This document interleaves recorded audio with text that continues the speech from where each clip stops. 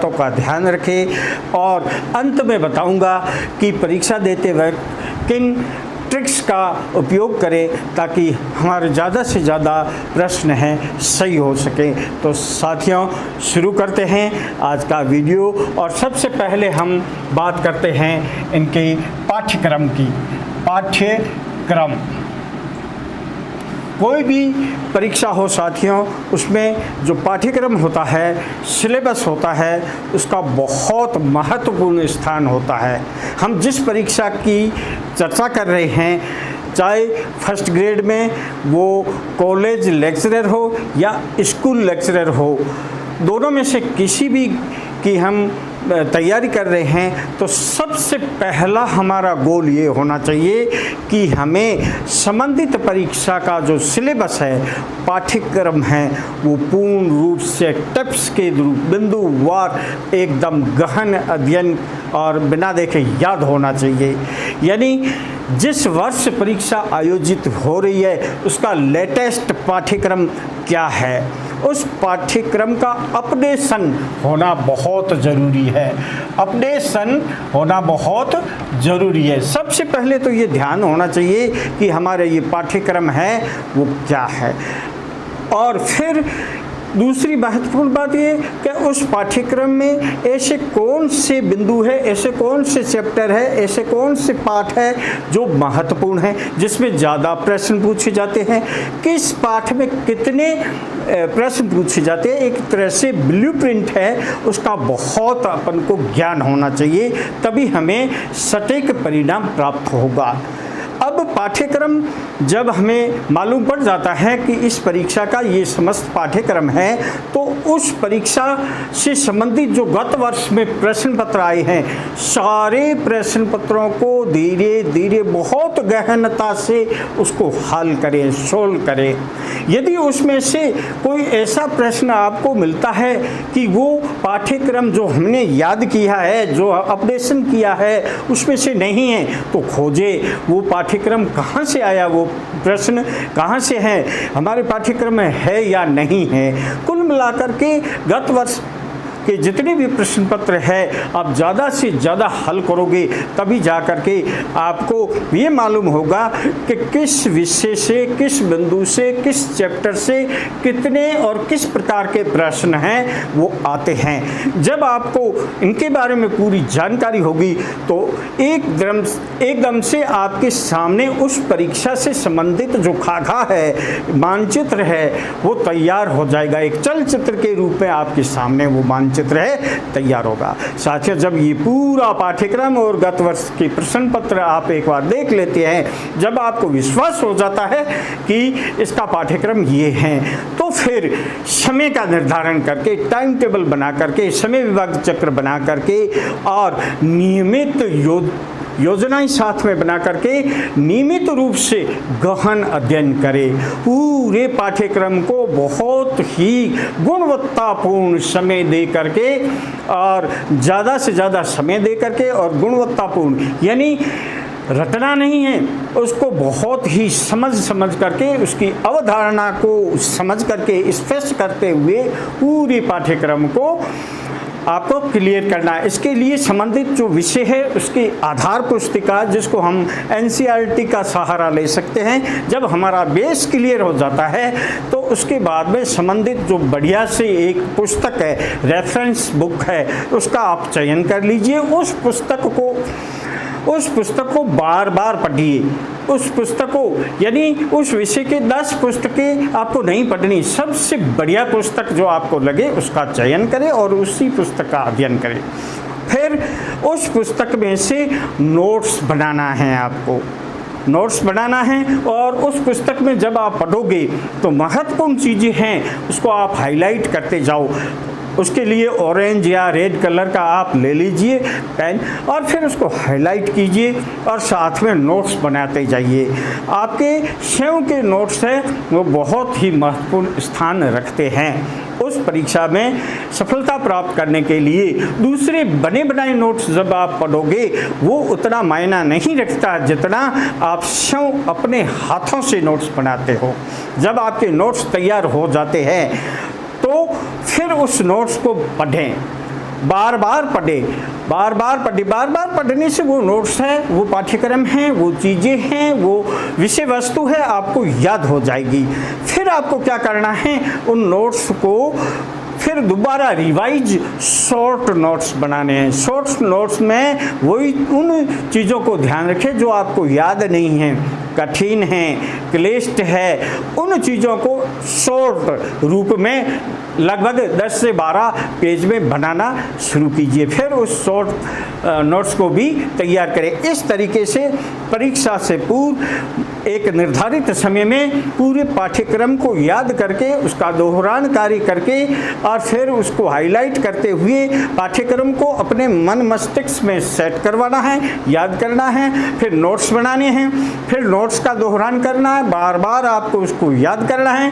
उसके बाद उन नोट्स के शॉर्ट्स नोट्स बनाने हैं ताकि परीक्षा से 1-2 दिन पहले आपको वो पढ़ने में अच्छा बहाना बनता है। अंत में आपको क्या करना है, अंत में इन सारे इतनी चीज़ें होने के बाद में एक टेस्ट सीरीज है वो शुरू कर देनी है। उस टेस्ट सीरीज से आपकी परख है, उसका ज्ञान हो जाएगा कि आपको कितना ज्ञान है। आप अपना मूल्यांकन अपने आप कर सकते हो। ऑनलाइन टेस्ट सीरीज हो सकती है, ऑफलाइन हो सकती है, किसी भी अपनी मनपसंद कोचिंग से या किसी भी संस्था से अपने आप को परखिए। उस परीक्षा से संबंधित टेस्ट सीरीज है उसका अध्ययन कीजिए। और फिर जब आपका आत्मबल पूरा बल जाता है तब जा कर के आप एक अच्छा खाका आपके सामने पूरे सिलेबस से संबंधित, पूरी उस परीक्षा से संबंधित सारी जानकारी आपको प्राप्त हो गई। और जब पूरा ज्ञान आपको प्राप्त होगा तो आपके अंदर भरपूर आत्मबल होगा, आत्मविश्वास होगा और उसी आत्मविश्वास को लेकर के हम परीक्षा में जाएंगे परीक्षा देने के लिए।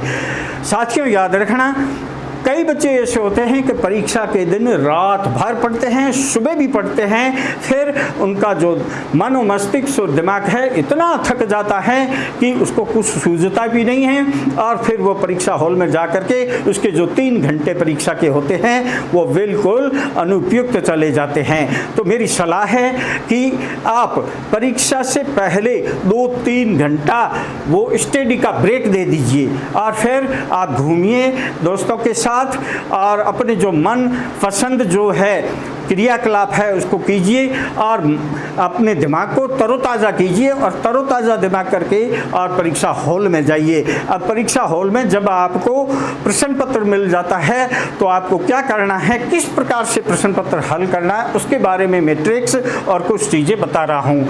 सबसे पहले आपको जब पेपर मिले, जो भी सीरीज है वो मिले, वो पेपर आपके बाएं हाथ की ओर आप रख दीजिए। पेपर, ये आपका पेपर आ गया जो आपकी परीक्षा दे रहे हो लेफ्ट हैंड में होगा और फिर दाएं हाथ में आपकी हो जाएगी OMR शीट और ये हो गया आपका पेपर। इसमें देखो ऐसे प्रश्न होगा 1 2 3 4 5 6 7 8 9 और 10 अपन 10 प्रश्न पेपर देख लेते हैं और इसमें भी आंसर जो होगा वो देखते हैं 1 2 3 4 5 6 7 8 9 10 A B C D A B C D A B C D A B C D इस तरीके से होगा।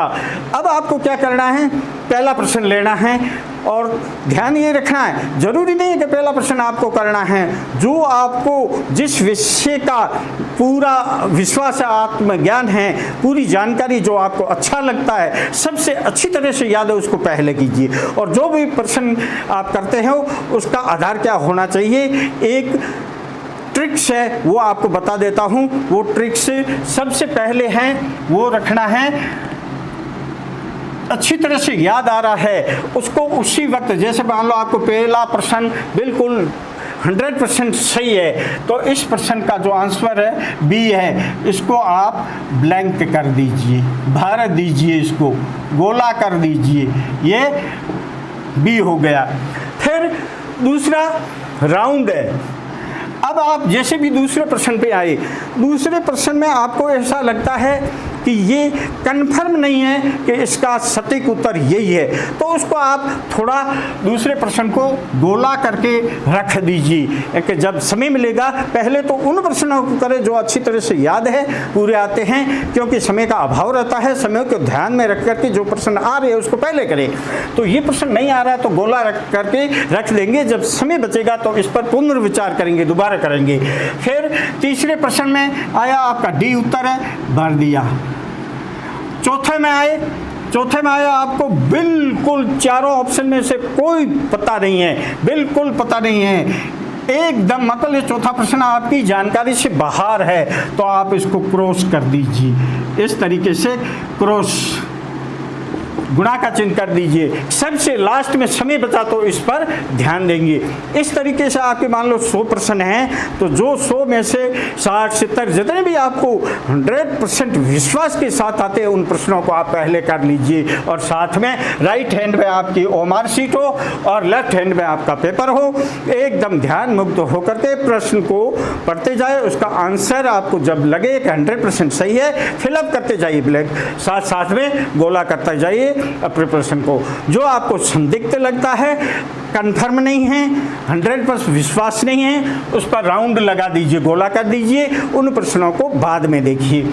जो बिल्कुल नहीं आ रहा है उसको आप क्रॉस कर दीजिए, सबसे अंत में उसको देखेंगे। जब 100% हो जाते हैं तो फिर दूसरे राउंड में होता है, जो दूसरा राउंड होगा उसमें आप गोला जो सर्कल किए हुए हैं उन प्रश्नों को देखिए। उस प्रश्नों को बार बार देखिए कि कहाँ तक कितने प्रश्न हैं वो आप कर सकते हैं। उसमें से 10 5 जो भी प्रश्न आपको 100% आते हैं, दोबारा विचार करने पर, मनन करने पर, चिंतन करने पर, सोचने पर याद आ जाते हैं, तो इन सारे राउंड वाले प्रश्नों को पहले आप निपटा लीजिए। फिर रहेंगे आपके क्रॉस वाले प्रश्न। क्रॉस वाले प्रश्न में तुक्का लगाना है। अब तुक्का का नियम होना चाहिए, ऐसे नहीं कि सभी में ए भर दो या सभी में सी भर दो या सभी में डी भर दो, ऐसा नहीं होना चाहिए। आपको उस प्रश्न को देखना है, उसमें से कम 2 ऑप्शन हैं, 2 ऑप्शन को तो आपको रिमूव करना पड़ेगा। ए बी सी डी, ये जो 4 ऑप्शन है इसमें से 2 ऑप्शन को आप पहले रिमूव कर दें। जैसे सी और बी, ये दोनों आपने रिमूव कर दिए कि जो प्रश्न आपको नहीं आ रहा। अब 2 ऑप्शन आपके बचते हैं, इन दोनों पर आप चिंतन कीजिए, मनन कीजिए। यदि आप उत्तर के नज़दीक जाते हैं, जो ऑप्शन आपको अच्छा लगता है, ए लगे तो ए कर देना और डी लगे तो डी लग।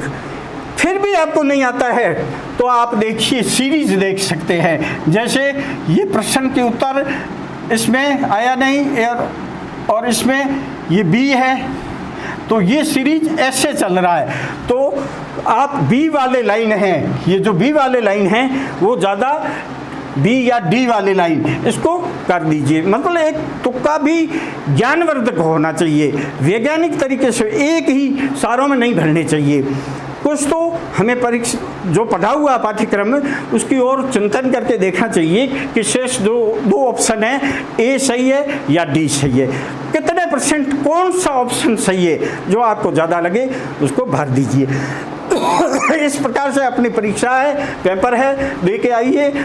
और उम्मीद करता हूँ यदि इन चीज़ों का आप ध्यान रखोगे और इसके अनुसार तैयारी करके परीक्षा दोगे तो आपको निश्चित रूप से सफलता मिलेगी, ये मेरा दावा है। आपने इस वीडियो को देखा, आपका बहुत बहुत आभार, धन्यवाद। जय हिंद।